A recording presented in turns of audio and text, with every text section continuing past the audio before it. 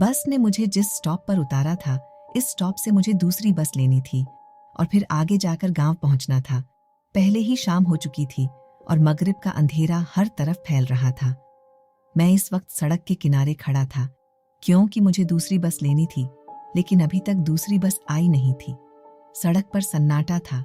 जहां तक नजर जाती थी खाली सड़कें दिखाई दे रही थीं, लेकिन मुझे गांव तक पहुंचने में परेशानी हो रही थी। हालांकि अम्मा ने कहा भी था कि जल्दी चले जाओ, वरना अगर देर हो गई तो आगे से बस नहीं मिलेगी। लेकिन मैं फिर भी लेट हो गया और अब यहाँ पर सड़क के किनारे बैठा हुआ था।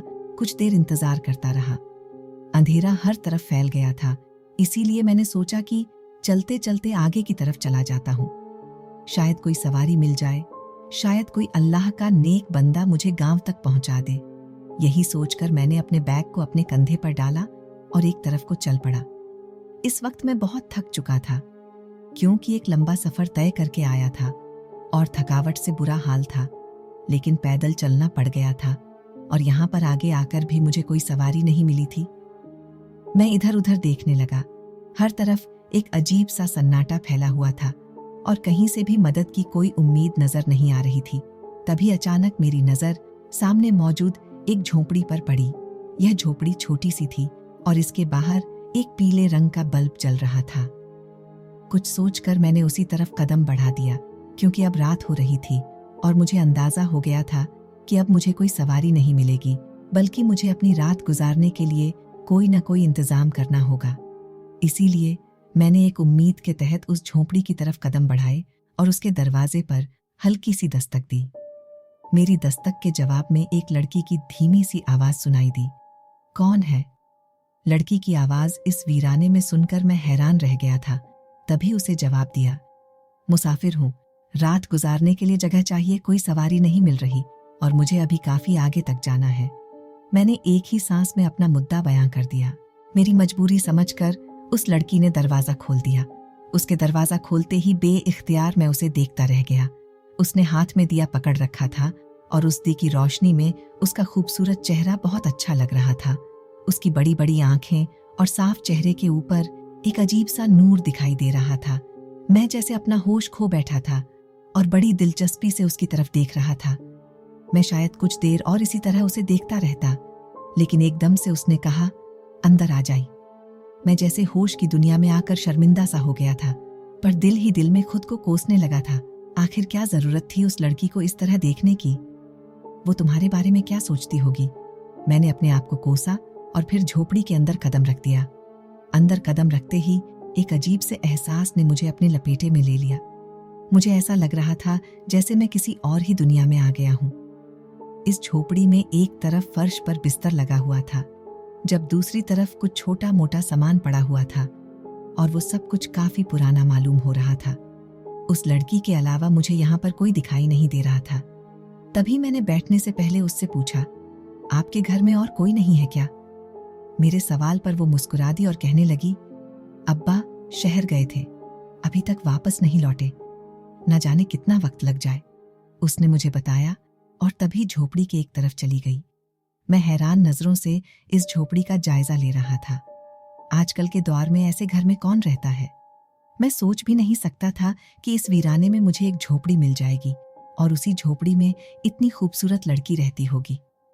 तभी वो लड़की अंदर से आई तो उसके हाथ में पानी का गिलास था, जो उसने मेरी तरफ बढ़ा दिया। मैंने शुक्रिया कहकर थाम लिया और एक ही सांस में सारा गिलास पी गया, क्योंकि चल चलकर मैं थक चुका था और भूख और प्यास से बुरा हाल था। तभी वो कहने लगी, मुझे लगता है कि आपको भूख लगी है, अब्बा तो न जाने कब तक आए, मैं आपके लिए खाना ला देती हूँ। उस लड़की ने बड़ी मेहरबान मुस्कुराहट से मेरी तरफ देखते हुए कहा, तो मैंने शर्मिंदा से अंदाज में उसे मना करना चाहा। नहीं, इसकी जरूरत नहीं है, जरा सुबह होगी तो मैं यहाँ से चला जाऊंगा, आप तकलीफ मत करें। मैंने उस लड़की को रोकना चाहा, लेकिन वो नहीं रुकी और दोबारा से उसी जगह गायब हो गई जहां से वो पहले पानी का गिलास लेकर आई थी। मुझे अंदाजा हो गया कि यकीनन उस तरफ किचन होगा। तभी कुछ देर के बाद वो जब वापस आई तो उसके हाथ में एक ट्रे थी जिसमें रोटी और कुछ सालन रखा हुआ था, जबकि साथ पानी का गिलास था। सादा सा खाना था। मैं जो अपने घर में इतने नखरे करता था, इस वक्त वो सादा सा खाना भी मुझे एक बहुत बड़ी नेमत लग रहा था। तभी मैंने फौरन उस खाने को खाना शुरू कर दिया। ऐसा लजीज और बेहतरीन खाना मैंने आज तक नहीं खाया था। मैं सब कुछ खा गया और जब मुझे इस बात का एहसास हुआ तो शर्मिंदा हो गया और उस लड़की से कहा, भूख ज्यादा होने की वजह से खाना खा गया। मुझे शर्मिंदगी है कि मैंने आपसे पूछा भी नहीं। मैंने उस लड़की से कहा तो वो मुस्कुरा दी और कहने लगी, आज जब मैं खाना बना रही थी तो अनजाने में ज्यादा बना लिया था। तभी मुझे अंदाजा हो गया था कि घर में कोई मेहमान आने वाला है और फिर कुदरत की तरफ से आप यहाँ पर चले आए और यहाँ खाना आपके नसीब का ही था। उस लड़की ने सादगी से मुझे जवाब दिया। जब बर्तन उठाकर जाने लगी तो मैंने उसे कहा, खाना वाकई बहुत मजे का था, आपके हाथ में बहुत जादू है। मेरी बात सुनकर उसके होठों पर मुस्कुराहट आ गई और वो बर्तन रखने अंदर चली गई। रात काफी गहरी हो रही थी। यहाँ वक्त का कोई अंदाजा नहीं था क्योंकि यहाँ पर कमरे में कोई घड़ी नहीं लगी थी और मेरे मोबाइल की बैटरी बिल्कुल खत्म हो गई थी। मैंने उस लड़की से बिजली के बारे में पूछा और कहा कि मुझे मोबाइल चार्ज करना है, क्या आपके यहाँ बिजली है? तभी वो बोली, नहीं, यहाँ पर बिजली नहीं है क्योंकि यहाँ आबादी नहीं, हम अकेले ही यहाँ पर रहते हैं, इसलिए अब्बा शहर से तेल ले आते हैं जिसके साथ हम दिया जलाते हैं। उस लड़की ने बहुत सादगी और आजी से कहा तो मैं बेइख्तियार उसका चेहरा देखने लगा। उसकी गहरी आंखों में कुछ बात थी, वो कुछ अलग से दिखती थी। आजकल की लड़कियों की तरह उसमें कोई ऐसी बात नहीं थी जो आजकल की लड़कियां में होती है, जबकि ये तो बहुत सादा और अजीज लड़की थी और उसकी तरफ देखकर नूरानियत का एहसास होता था। मैंने अपनी नजर झुका ली। इस वक्त हम दोनों इस झोंपड़ी में अकेले थे। उस लड़की के अब्बा अभी तक वापस नहीं आए थे और मैं अब थक चुका था, इसी वजह से नींद में झूम रहा था। तभी वो मुझे कहने लगी, आप यहाँ बिस्तर पर आकर सो जाएं। लेकिन मुझे इस तरह अच्छा नहीं लग रहा था कि उसके अब्बा भी घर पर नहीं थे और अगर मैं बिस्तर पर जाता तो वह लड़की फिर सारी रात यहीं बैठकर गुजार देती और मैं ऐसा नहीं चाहता था। इसके लिए मैंने उसे मना कर दिया और कहा कि अभी मुझे सोना नहीं है, मैं आपके वालिद का इंतजार कर रहा हूँ, जब वो आएंगे तो उनसे मिलकर फिर सो जाऊंगा।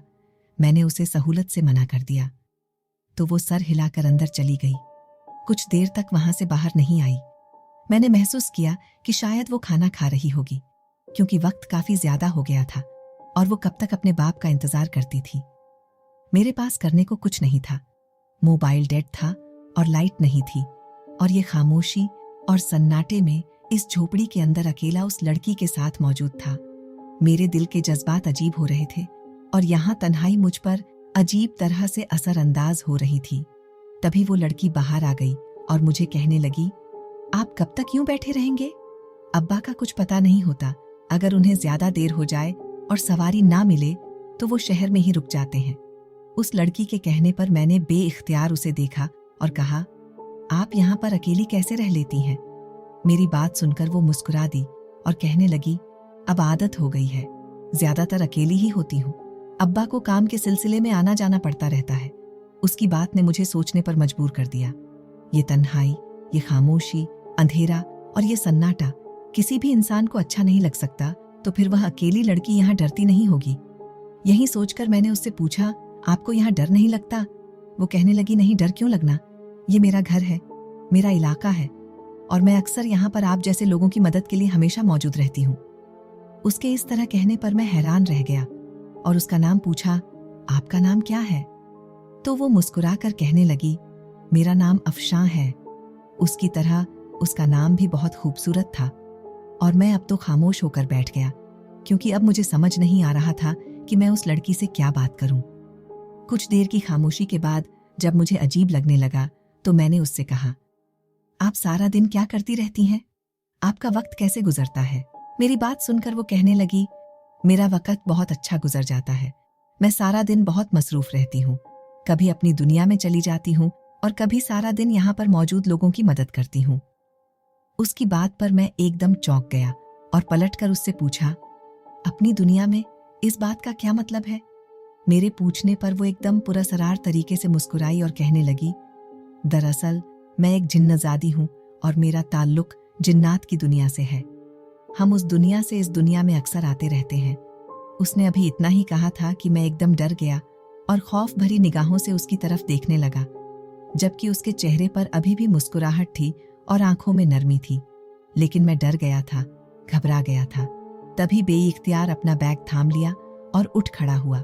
मैंने कहा, मैं अब चलता हूं, बेहद घबराकर। जब मैंने उसे यह कहा तो वह गुस्से से कहने लगी, अभी वक्त नहीं हुआ, तुम्हें कोई गाड़ी नहीं मिलेगी, आराम से बैठ जाओ और मुझसे डरने की जरूरत नहीं है।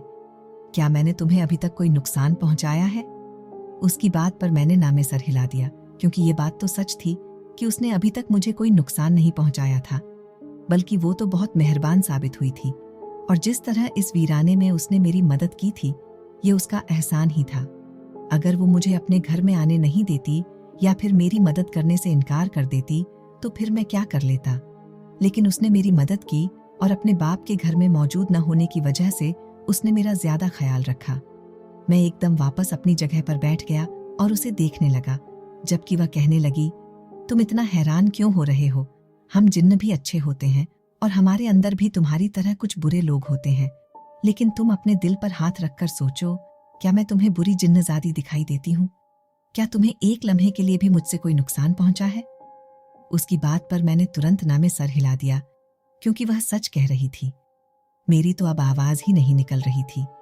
मैं बेहद डर गया था, घबरा गया था और समझ नहीं पा रहा था कि क्या करूं। अपने बैग को मैंने अपने हाथों में पकड़कर सीने से लगा रखा था और इस तरह बैठा हुआ था जैसे कि अभी उठकर भाग जाऊंगा। जबकि वो लड़की कहने लगी, तुम डरो मत और बिल्कुल रिलैक्स रहो, मैं तुम्हें कोई नुकसान नहीं पहुंचाऊंगी।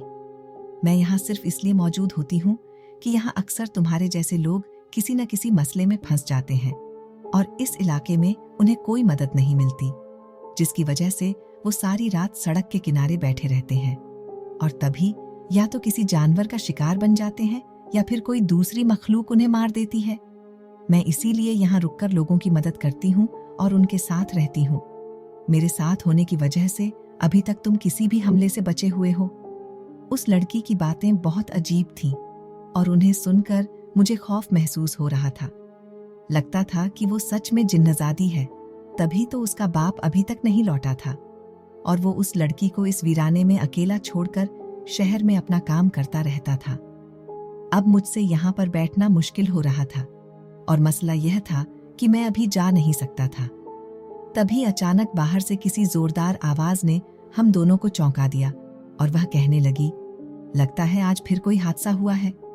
यह कहकर वह कमरे से बाहर निकली और कुछ ही लम्हों बाद जब वापस आई तो बताने लगी कि बाहर किसी की लाश पड़ी है। लगता है वह किसी हादसे का शिकार हुआ है, तभी तो लाश यूं पड़ी हुई है और शायद वह अकेला ही था।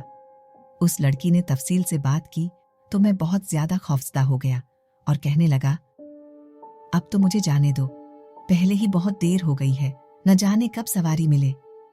तभी वह कहने लगी, तुम डरते क्यों हो? मैंने पहले भी कहा है कि सवारी तुम्हें मिल जाएगी, लेकिन अभी नहीं, सुबह होने दो।